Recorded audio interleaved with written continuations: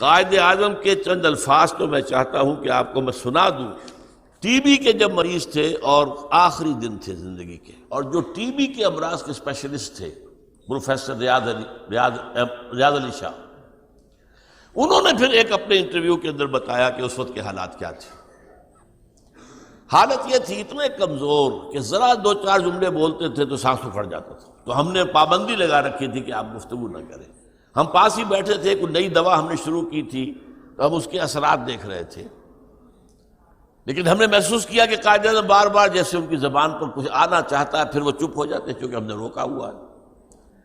تو ہم نے کہا یہ اندرونی کشمکش تو زیادہ خراب کرے گی، تو ہم نے کہا قائد اعظم فرمائیے کیا فرمانا چاہتے ہیں۔ اب یہ جو فرمایا ہے وہ سن لیجئے۔ تم جانتے ہو جب مجھے یہ احساس ہوتا ہے کہ پاکستان بن چکا ہے تو میری روح کو کس قدر اطمینان ہوتا ہے۔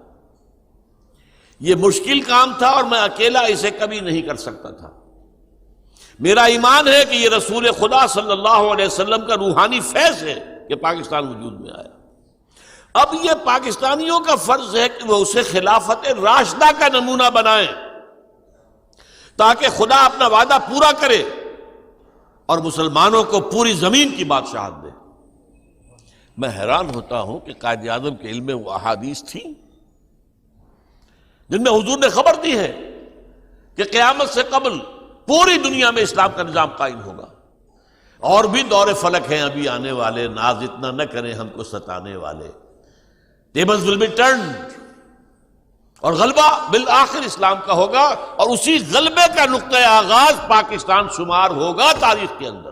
چمن کے مالی اگر بنا لے موافق اپنا شعار، اب بھی چمن میں آ سکتی ہے پلٹ کر چمن سے روٹھی بہار اب بھی۔